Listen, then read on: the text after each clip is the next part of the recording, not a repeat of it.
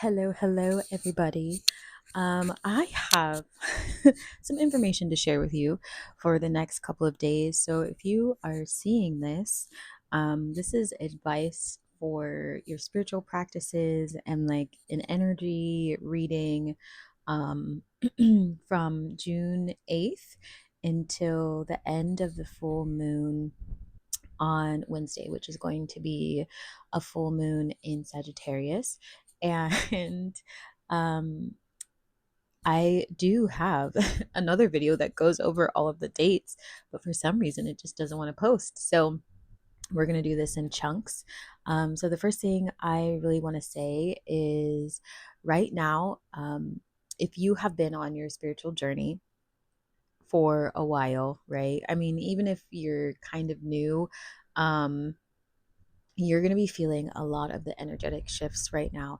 Meaning, as we are heading into this Sagittarius strawberry full moon, which is going to be very bold, very adventurous, very like take big risks, like be flirty fun, like just go like full ham. There's going to always be an energetic cleansing ahead of time, right? And you may have already started to experience this energy at the beginning of June. And you're probably also experiencing energy that feels good too, right? Like maybe things are like slowly starting to align, and then all of a sudden, like emotions start to pop up. That's because this full moon heavily pulls on your emotions. And because it's a full moon, it's going to illuminate any sort of truth about you consciously and subconsciously that you still need to fix. Not only that, you're going to notice that your past, your past is going to come back to circle around you. And it doesn't necessarily mean that you are doing anything wrong or anything like that. These are all tests. Just like I said in the live video, if you have not watched the June live video, you need to go watch it, because I talk about what you can, or yeah, what you can expect from the energy in June. Um, so you are in another round of tests from the ancestors, from spirit, from your guides, right, from the universe, whatever your verbiage is. And the reason why that is happening is because you're going to start receiving amazing things in your life. But the universe needs to know, in these fast manifestation portals, have you learned your lessons? Not only that, a lot of folks who are making the quantum leaps right now and really ascending have a very strong, bright light. Like we're all extremely attached to each other, in a psychic way, in an energetic way, more so than we have been in a really long time, which is why you may feel called to go someplace, or maybe when you recognize, or maybe when you see someone, you just recognize them, right? Like it's going to be a very strong soul recognition that you are experiencing, and you're going to feel very connected to your soul tribe during this time.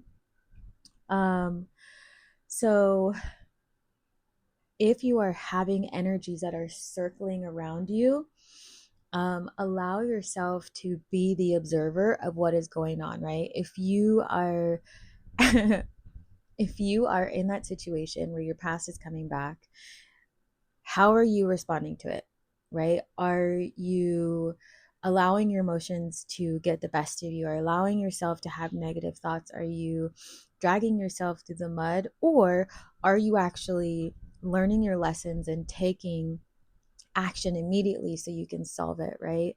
And in that video that I was trying to post, as I was talking on my iPad, someone from the past had texted me, and I just went, whoop, nope, block, right? um, because when you start to clear your energy and ascend and do these leaps, right, the higher your energy goes, the less people can reach you. There's going to be lychee energy, not lychee, which is delicious, lychee energy. And for some of you, I was even getting like stories of like leviathans and things like that. Depends on how spirit communicates to you, but that's probably significant for some of you. um there's going to be these energies that like to attach themselves to you, and you might even get like a lot more monitoring spirits. Like maybe you're trying to do something in your space and then there's people like lingering around you, or there's distractions, or the doorbell rings, or like someone's not, like there's all these distractions start showing up in your life, and it's because you're very magnetic. um and so make sure that you are cleansing your energy as much as possible. And I always tell people, especially in Z School for the Gifted, because people ascend very quickly, your spiritual practices must evolve the further along in your spiritual journey you go, right? You cannot have the same spiritual practices this week as you did probably last month or like last week, even depending on how quickly you are leaping. And also, it's a great time to take an unbiased look at yourself and ask if you've actually been staying up to date and consistent with your spiritual practices, or where have you been slipping and sliding, right? Are you still doing your fasting? Are you still cleansing your body? Are you still getting outside? Are you doing your journaling consistently? Are you doing your yoga? Are you like painting, right? Like all these things are ways to alchemize energy. How often are you sitting at your altar? Are you burning money? Are you, feeding your ancestors and that kind of stuff, doing your candle work, um connecting with your orishas, or different deities that are relevant to your practices, because you're going to notice right now, right? And some things that tend to happen, which I teach my clients, is especially if you have animals, you need to tend to your animals just as much as you tend to yourself. And that includes them eating, them exercising, because if you have, especially if you have two animals, which is very divine for folks who are extremely spiritual, you usually end up with two animals. um they are there to like see you on your journey. They're not necessarily your physical protectors, right? They should not be physically protecting you. They're animals. They will energetically protect you in the spiritual realm. So if things are going wrong with your animals, like maybe they're getting sick or they're just acting kind of funny or a little cranky, make sure you are giving them baths, spiritual baths that is safe for their, for whatever it may be. Or just taking them to the spa like I do for my dogs, and then make sure you are blessing them afterwards, clearing their energy, because they also need to be cleansed. They also need to have gratitude expressed to them, because they are protecting you whether or not you know it or not.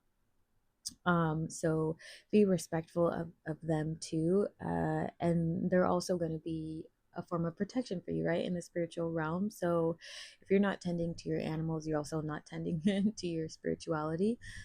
um and now is not the time for you to be second guessing your decisions when it comes to removing people from your life.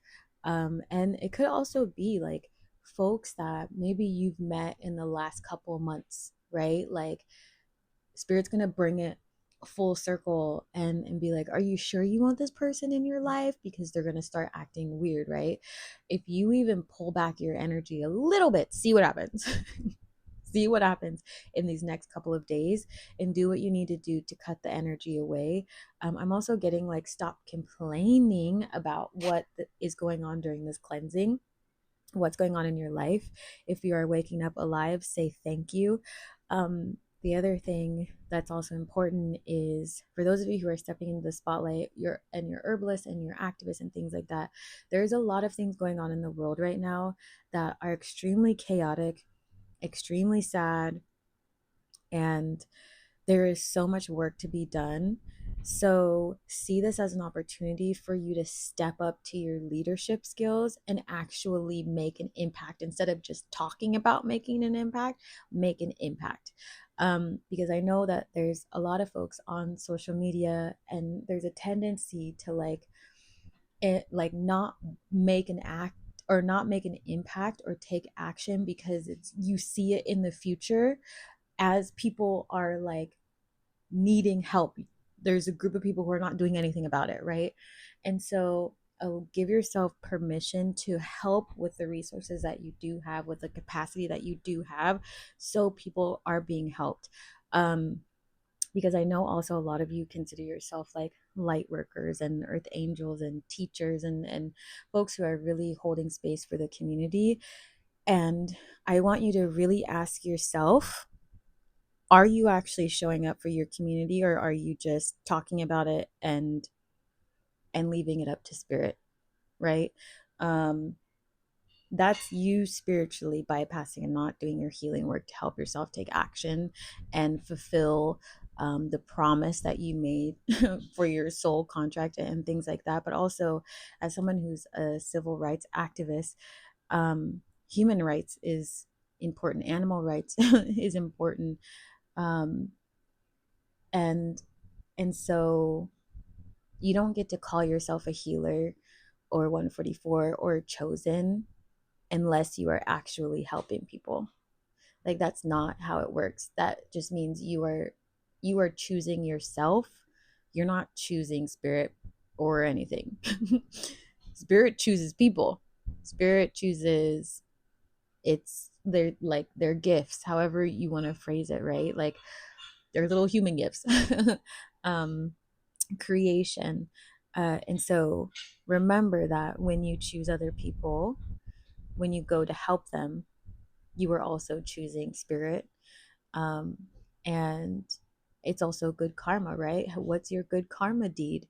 Every single day, you should have a good karma deed so you can also remain elevated. But I do like really, because this keeps coming through, like, I really want you to reflect on it during these next couple of days as you continue to leap through these portals, right? Because there's 15 in June of like, are you the type of person to just visualize making an impact and never take action because you're too busy like putzing around, thinking that you're spiritual instead of bringing your dreams to fruition, right? Because I see this happen a lot. We talk about it sometimes in Z School for the Gifted, and how important it is to be able to follow through on on your responsibility to show up in the world, right? It's basic accountability. Which is what I teach everybody. It's the first thing in all my programs, right? You don't get to move forward unless you have mastered accountability, because otherwise you are toxic to all of humanity. um, because if you do not master accountability, then you have not begun your journey of releasing your ego, and showing up for humanity, and understanding that every decision you make has an impact on everyone and everything around you. Everything is energy, and you are a part of that as well. So if you don't take accountability for that, then you hurt everything else around you. So again, like, this energy right now is just really unique. It's very strong. As you lead up to full moons, it's important to also remember that it's not the time for you to be like super social, going out to gatherings, like, unless you're going to like ritual type events where you're going to be doing some sort of healing, with a community where there's balanced energy. Like, you should not be like like probably going to some sort of concert or something like that, right? Because you the energy is open. So you're going to start to see, even on social media, folks are going to be a little bit more aggravated in comments. And if you are someone who's aggravated by people right now, you have an imbalance, right? It's not just the people around you, it's you are the creator of your reality as well. So, what part are you playing in creating that reality for yourself? And also, what are you going to do about it? Right? It's kind of like, Um, like whenever I hear folks gossip a lot, I always I don't really say anything. Either I like stare at them like awkwardly, and then I ask them. I don't ask about anything else. I literally just say, "Oh, so then what are you gonna do about it?" And then they're like, it's like, "Oh, okay, I'm gonna go. Let me know what you end up doing about your situation." Bye. Right? So understand that you are responsible for the life that you are creating right now, and where have you allowed energies into your life, and how are you going to pass these tests this time, right? There's nobody else responsible but you. um, so again, just be really mindful, take care of yourself, do your spiritual baths. um, Another thing, if you are needing assistance in the spiritual realm, head to my link tree and book a candle working, which I can do for you. I can do a cord cutting for you to remove these energies from the past. I do it all the time and I love it so much. And I will oversee your energy and pull in deities and orishas to help you. I highly recommend either a cord cutting or a divine intervention candle working, which is what I also do to kind of hasten the tower moment. It can be rough, but it works. And some folks even do it together, right? You get the divine intervention and you also have the cord cutting to get rid of the past. If you do get them, I highly recommend you buy them today so then they can actually start cutting and clearing and cleansing while you are clearing and cleansing.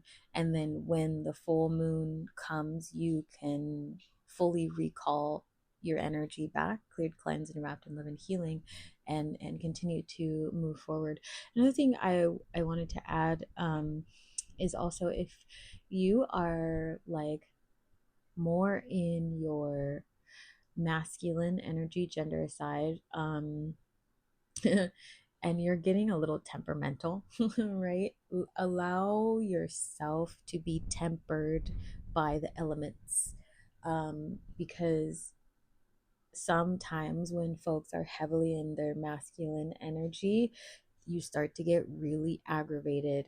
And a healing observation when it comes to masculines is that like sometimes the masculine has a harder time dealing with their emotions and bringing them to the surface. So when the universe pushes your emotions to the surface, you're like about it, right? So how can you be more intentional about alchemizing your energy as a masculine instead of just getting ragey about it, um and frustrated, right? So notice if you're getting too serious and too rigid.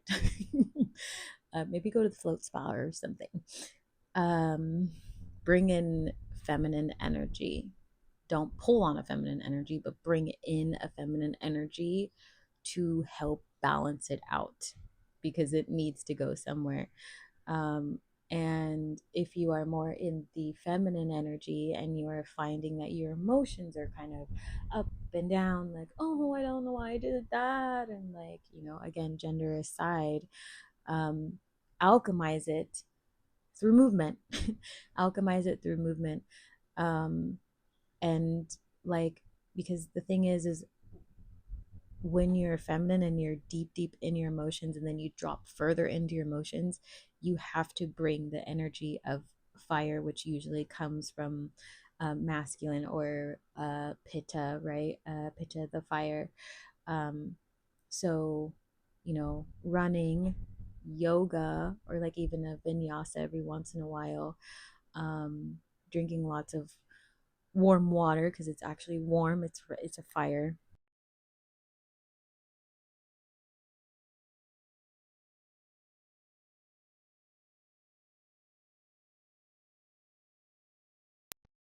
There you go. It will help to clear out the stagnant energy.